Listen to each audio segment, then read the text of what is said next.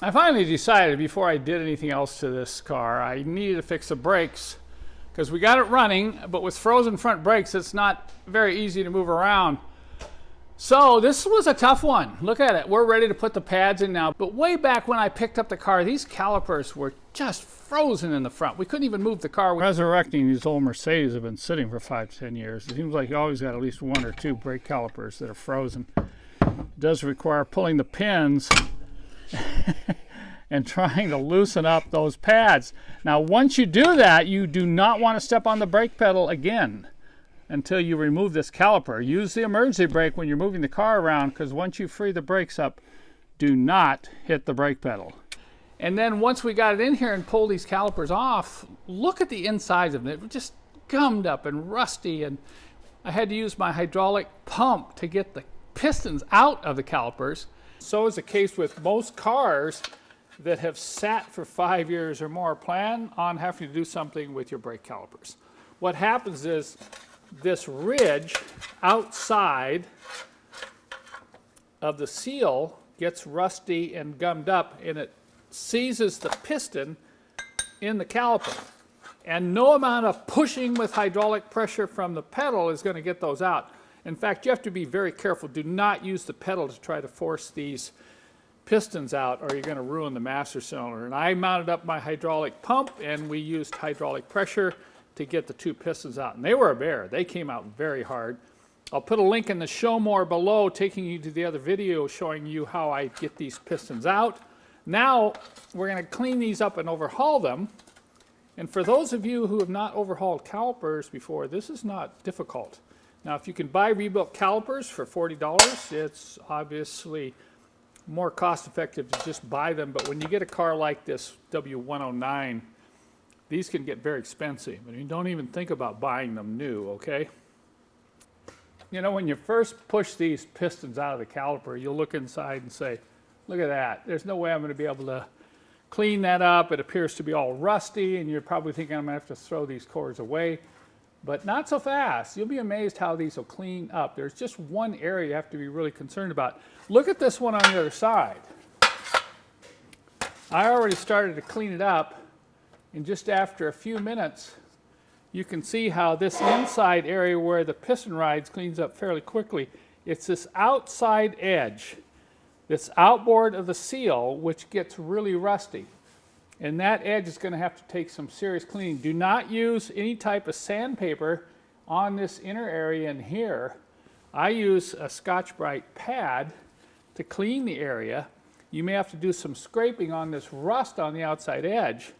But these will clean up. It's just time consuming. The parts are inexpensive.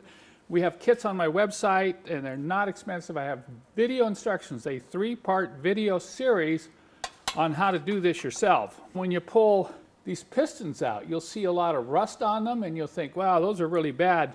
But watch this as I just bring in some Scotch-Brite pad, and most of that is just on the surface. These pistons are made with a special alloy that tends to prevent rust, so you usually won't find problems with these. If you do, you won't even be able to get these out of the caliper. Maybe on the outside edge right there, you might find a little bit of pitting, and if it's only on the very edge, let's see if I can clean that off. Look at that. Just on the very edge there, that's going to be okay, because that's going to be outboard of the seal. So don't be afraid to rebuild your calipers. We're going to get these cleaned up today and get the new seals back in and get these mounted back onto the 4.5, because I want to be able to roll this thing around and get ready to drive it when we're ready to hit the road. And of course, we went ahead and put new rebuild kits inside the calipers and cleaned the rotor. Look at the way we clean rotors here. This is Jerson's little trick to clean and polish up the rotor before you put the pads in. And of course, if the car's been sitting a long time, you're going to have to clean up these rotors. Get the rust off, any gunk maybe from the leaking calipers, but here we're cleaning the backside by spinning it with our trusty lug bolt alignment tool. Take a look at that. Look at how much rust on the backside. But one thing I want to warn you, when you do put the pads in, be sure and clean the pins.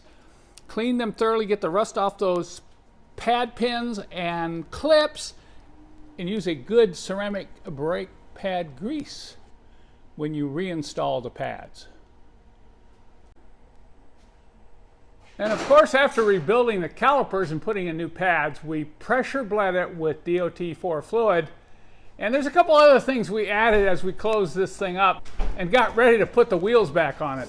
This baby was missing the front brake pad shroud, so I was able to find a couple of these in my old stock, and we reinstalled them here. And then of course, we put new rubber caps on all the bleeder fitting. You know, if you have one of these older Mercedes from the 60s through the 1970s, you might want to consider rebuilding your own calipers. Rebuilt calipers are getting more expensive and hard to find. New ones are just out of this world. And this is all that's involved in the kit. This is both the front calipers, the two front calipers, and there's the seals for the two rear calipers. So as far as parts needing to replace, it's not much. Most of the work is in the cleaning, because when you get these old calipers apart, they're dirty, rusty, corroded, but not inside at the critical components. Most of the corrosion occurs right out here on this outside edge and at the beginning of the groove. So it's a lot of cleaning, a lot of messing around. You may have to use a hydraulic pump like I use to get the pistons out if they're really frozen in here.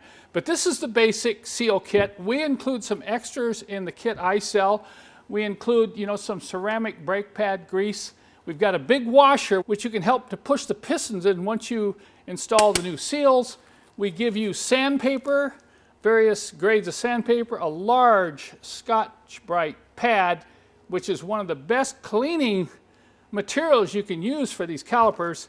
Also, I give you some new caps for the calipers, and this is a special tool that we make here in our shop.